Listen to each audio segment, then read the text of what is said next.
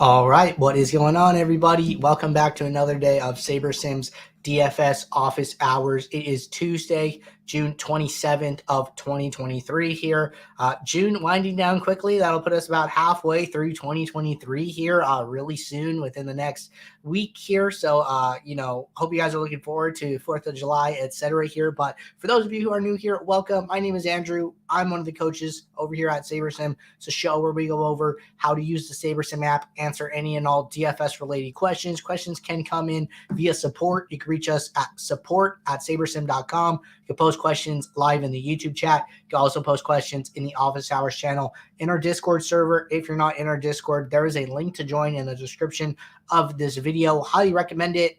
Get access to our similar channel, see when lineups come out, see when players are scratched, see when sims concurrently kick off for that updated information, get access to all of the individual sport channels where the rest of the SaberSim team is hanging out, answering user questions, and a lot of strategy, a lot of other sharp users in the Discord. So highly recommend taking advantage of that. But looking ahead to today, we got a 15-game MLB slate. It is Tuesday, so that means, I don't know about you guys, but I'm usually building my golf lineups on Wednesday here. So we have PGA teeing off early Thursday morning. So, we'll be looking ahead to some PGA discussion if any questions arise here. But with that being said, going to get the app pulled up. Have two questions in the Discord here. Looks like we have one in the YouTube chat already. So we're going to knock these out. But if anybody has any questions that are on their mind, now is always a great time to get those questions in. So first question from J. Sams Jr. Question says, what does the percentage mean when it comes to a player, and what point projections and associated with those percentage numbers?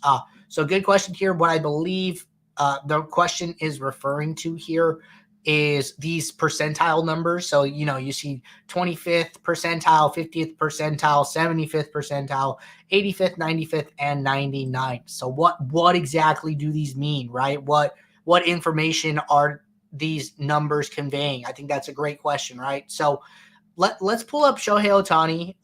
He is a pitcher. I'm pulling up his pitcher distribution here.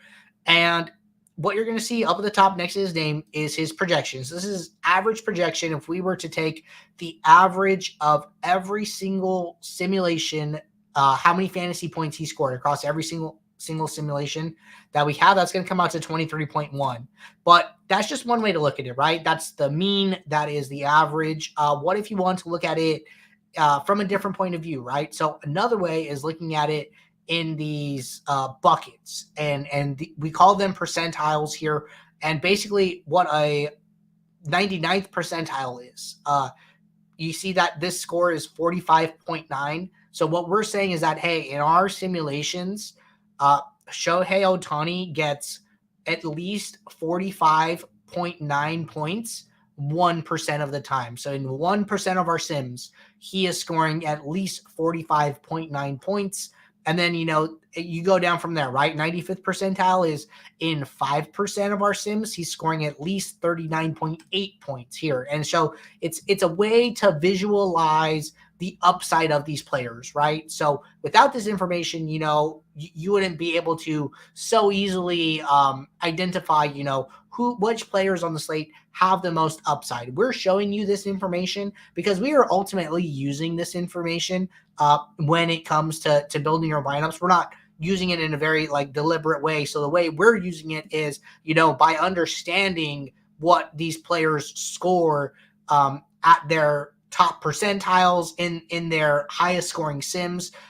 When we randomly sample those, we're going to get some of those sims, right? So these are part of the sim pool here, but this is just a way for users to visualize who on the slate has the highest upside. And maybe, you want to use that to make some determinations about the slate, right? So I don't do this so much in MLB, but in NBA, I do like to see, who has really high 95th percentiles. Are those in agreement with the player's ownership? Can I find some low owned plays by comparing upside to ownership to salary or something like that, and trying to work my way through it that way? So I definitely use that for NBA. I think it's useful. I think it is a cool tool There are probably ways that other users are using this that I'm not even aware of, and they're getting value out of that. But that is ultimately what these percentiles are describing to you. All right, good question to get us kicked off. Next question from Jim.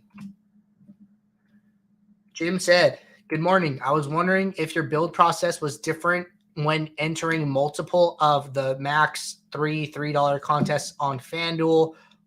Are there any rules that you use or major differences when entering a 150 max? So good question here.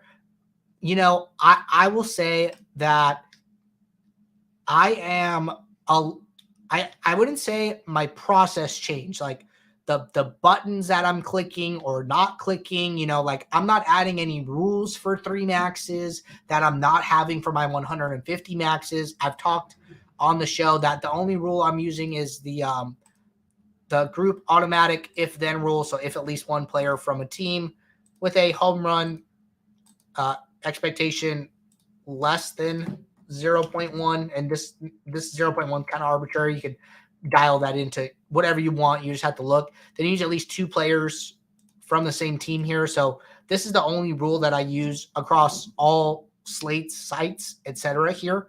The only thing that really changes for me are the decisions that I make in the post build.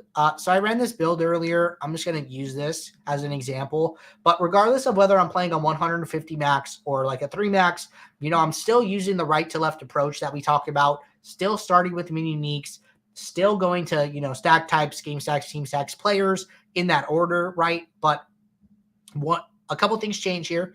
I can usually get some more mini uniques when I am playing less lineups here. So, you know, I usually say I start at 5, which makes sense if I'm playing a 150 lineups, right? But if I'm playing 3 lineups and I go to 5 min uniques, I'm still actually only using lineups 1, 2, and 3 here. So lineups 1, 2, and 3 have at least 5 players different. So, you know, this min uniques isn't really having an impact, right? So I might increase this further here to see, you know, where I start to get different players. And this is pretty cool. You know, I'm at 8 min uniques and I'm using lineups 1, 3, 4. So basically all of these lineups can share one player, and that appears to be Shohei Ohtani here is the only player that is shared, and we're using him in 2 lineups. So let's say, you know, I wanted 3 lineups with all 9 players different. I can increase this to 9, right? And I'm getting lineups 1, 3, and 20, right? So we have this drop to 20. But, you know, so one thing about smaller number of lineups, you could get some more min uniques here. So that's one thing. And then the other thing that I'm doing specifically is, let's say I have some stands that I want to take on the slate. I might be a little open to not being so aggressive with those, because in those smaller field contests, when you look at the sliders here, so if I'm playing a single entry, or we said 3 max, usually these are like in the 100 to 1K entrant range. Correlation 8, sim diversity 5, as opposed to my 150 max. Maybe I'm playing like the piggy bank or something. 10 correlation, sim diversity 9 here. So sim diversity comes up 4 ticks for this 150 max, which is pretty significant here. That just tells me that, you know, I don't need to be so far off of the best plays here. I can play more of the best plays, even if they're a little chalky, that's okay. So maybe there's some low-owned team that I'm trying to get to in my 150 maxes to get really different from the field. I might be less inclined to force that team or those teams into these 3 lineups here and let SaberSim control what teams are getting into my lineups a little more here. So I think that those are like the 2 big areas where I am being a little more careful or different, I would say. So more min uniques and less, what's the word I'm looking for? Opinionated with so few lineups here, right? So those are my big 2 changes, but good question, Jim. Okay, jumping over to the YouTube chat here. Question from Daniel. Daniel said, hey, had a question about how to best utilize diversification with MLB DFS. I've had bad luck the last month, and I'm having trouble doing well on DK MLB. Maybe a quick process breakdown. And then it says, also the one-off rule we use as a base rule, is that a must, or is it open to interpretation? So the rule that I just talked about, you did not have to use that rule. I think that, people come on the show like, hey, what's a good baseline rule to start with? If there was one, I would say that, this is a good baseline rule. You definitely don't have to use it. SaberSim is going to handle this for you, right? It's going to give you players that it thinks are the best plays as a one-off here. But one-off curation, is something that a lot of players like to do. I like to set it and forget it. You definitely do not have to use this rule. And then lastly, I just want to kind of reiterate this. I was talking with somebody in support about this yesterday here, and let me see if I can just pull this up really quickly here. But it was an interesting conversation, very similar to what we are talking about here at the moment, and doesn't look like I can find it here, unfortunately.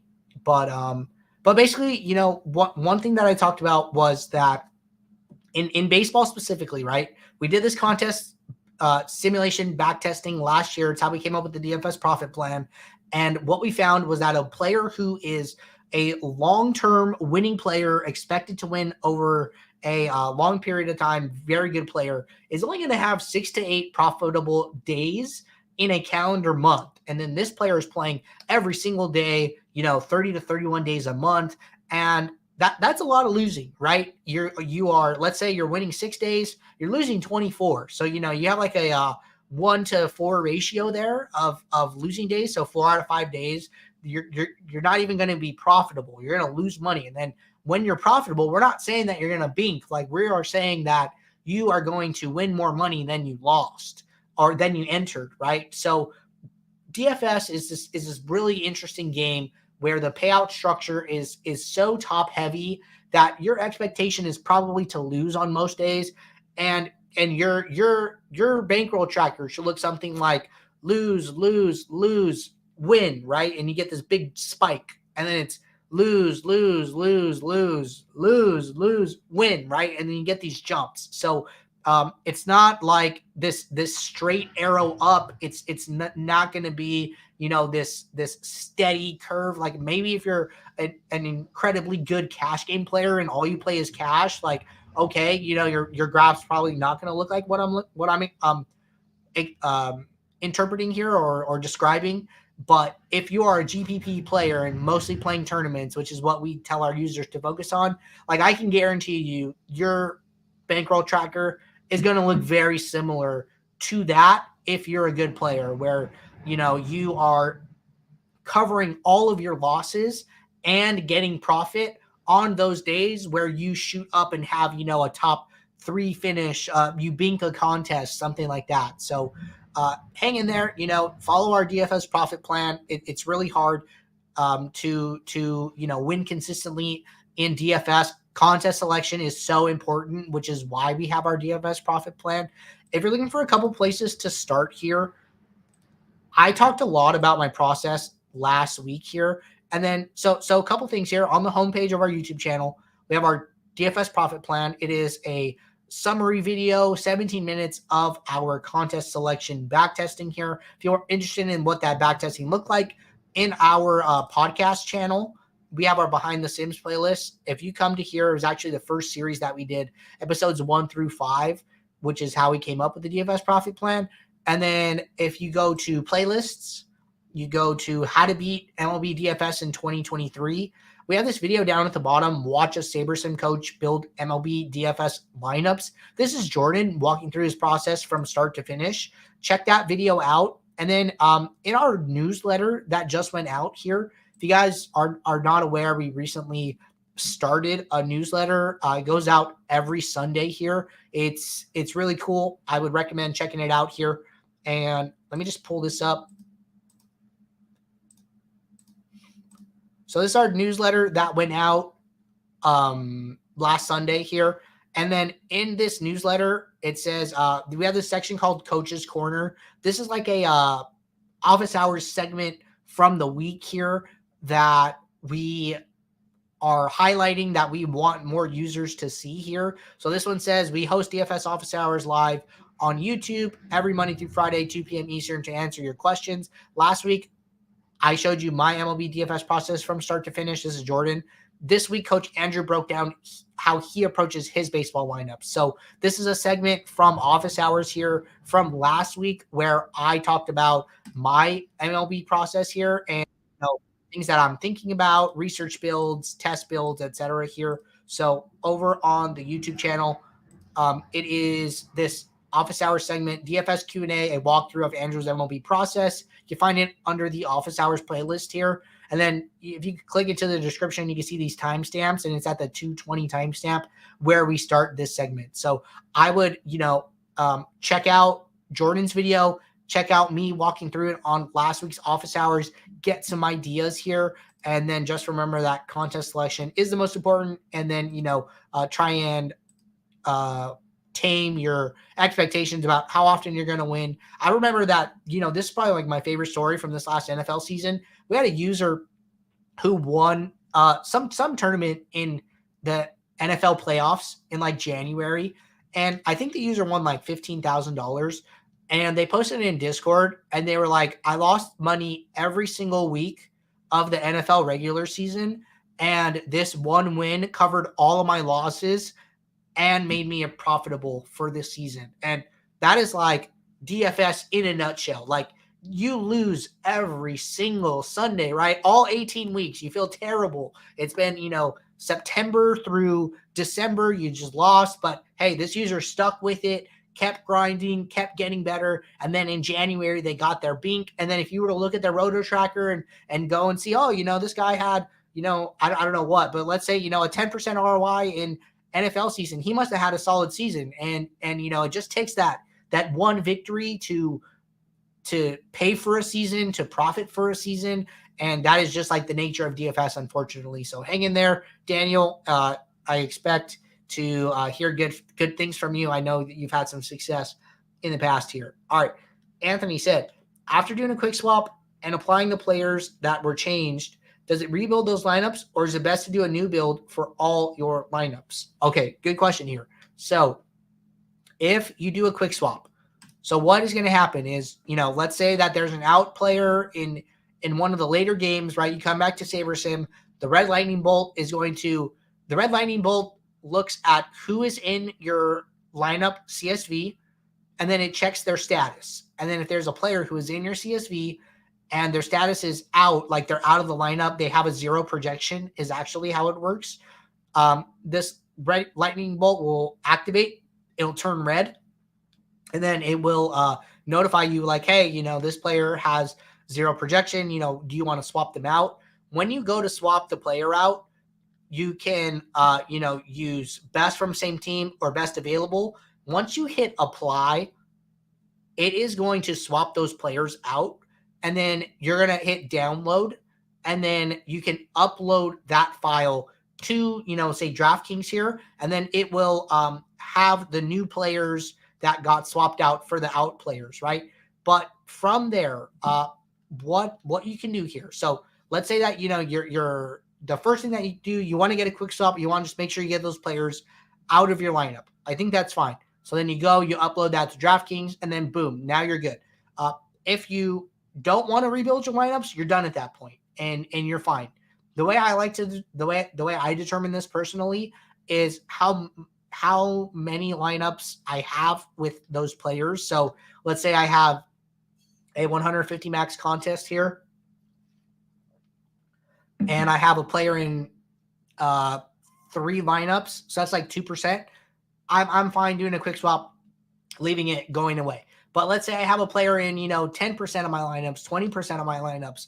Okay, maybe I don't want to do a quick swap. Maybe instead I want to do a late swap. But what I like to do is once the slate starts, this late swap will be activated automatically. When you have a CSV in here, you'll get this option. It'll say swap lineups without players only. So what it'll do is it'll take those, 10% of lineups, isolate those from your other 90% of lineups, and then only rebuild the 10% that have the out player. And the reason I like that is because, all the work that you've already done, dialing in your lineups, making all your adjustments, none of that work will go away for the 90% if you're only rebuilding the 10%, right? But if you rebuild it all together, then you're going to have to redo all that work for your entire set of lineups here. So I don't love doing that personally here. I would like to just focus on the lineups that have the out player and then rebuild those. If we're talking about a different sport like NBA, NBA is a totally different beast. One player getting ruled out really changes the entire slate dynamics. So I would rebuild all of my lineups if this was NBA. But since we are playing MLB, one player, Nolan Arenado getting the day off for the Cardinals is not going to change the entire slate dynamics here, but it might, you might want to reconsider some of your St. Louis stacks here, right? So that is why I like to rebuild lineups without players only here. And I think I answered your question, Anthony. If I didn't, let me know and I can clarify it here for you.